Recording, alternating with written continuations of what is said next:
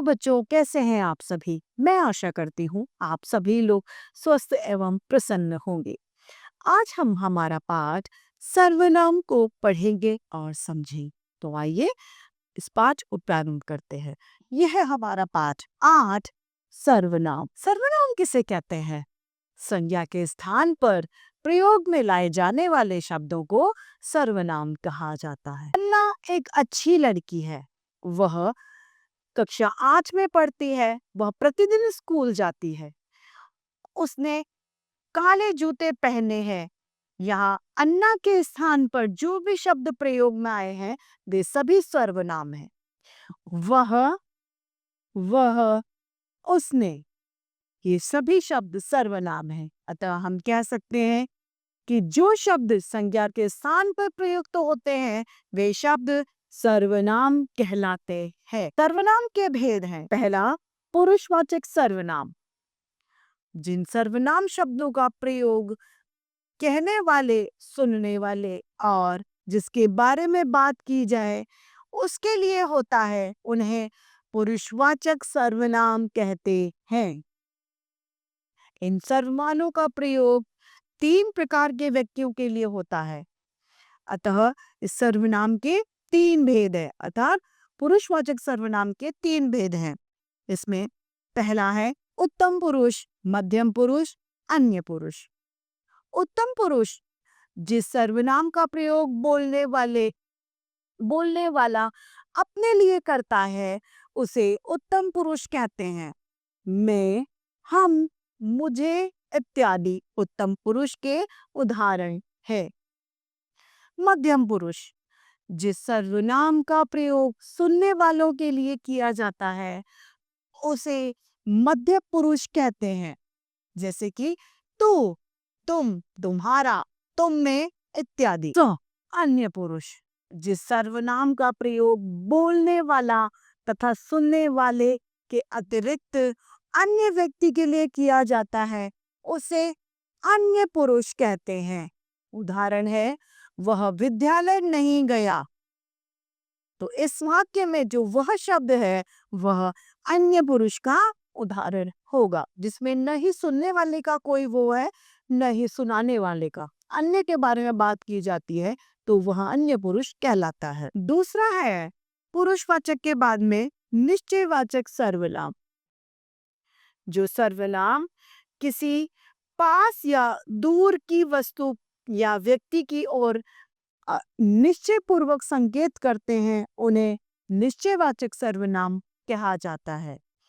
ये संकेतवाचक सर्वनाम भी कहे जाते हैं। वे जा रहे हैं, वह आ रहे हैं, वे पढ़ रहे हैं। इन वाक्यों में ये, वह, यह, ये निश्चित सर्वनाम है।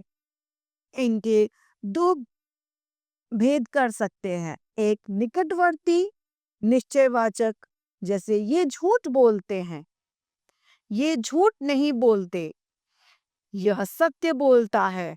और दूरवर्ती निश्चयवाचक हो जाएंगे, वे घर नहीं जाते हैं, वह घर जाता है। तो यह यहाँ पर ये और यह निकटवर्ती निश्चयवाचक तथा वे और वह ये दूरी के लिए प्रयोग में आ रहे हैं। अतः ये दूरवर्ती निश्चयवाचक सर्वनाम कहलाएंगे। तीसरा है हमारा अनिश्चयवाचक सर्वनाम। जिस सर्वनाम में किसी वस्तु या व्यक्ति का बोध न होकर एक अनिश्चयवाचक सर्वनाम कहते हैं। जिसमें किसी भी व्यक्ति या वस्तु का बोध नहीं होता है उसे अनिश्चयवाचक कहा जाता है। उसको कुछ दे दो, क्या दे दो, कितना दे दो, कुछ मालूम नहीं।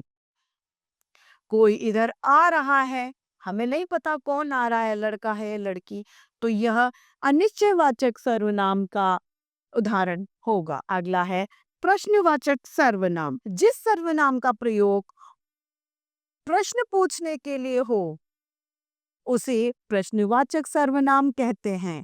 तुम क्या पढ़ रहे हो, तुम कौन हो, तुम कहाँ जा रहे हो आदि। इन वाक्यों में क्या, कौन शब्द प्रश्न पूछने में काम आ रहे हैं, अतः ये प्रश्नवाचक सर्वनाम है। 5वां है निजवाचक सर्वनाम, जो सर्वनाम अपने स्वयं के विषय में बतलाए वह निजवाचक सर्वनाम कहलाता है। अपनी पुस्तक स्वयं संभाल कर रखो, यह निजवाचक सर्वनाम का उदाहरण है। तथा हम कह सकते हैं अपनी, अपना, अपने आप, ये सब निजवाचक के ही शब्द हैं। छठा और आखिरी है हमारा संबंधवाचक सर्वनाम। जिन सर्वनामों का वाक्य के दूसरे सर्वनामों से संबंध सूचित हो उन्हें संबंधवाचक सर्वनाम कहते हैं।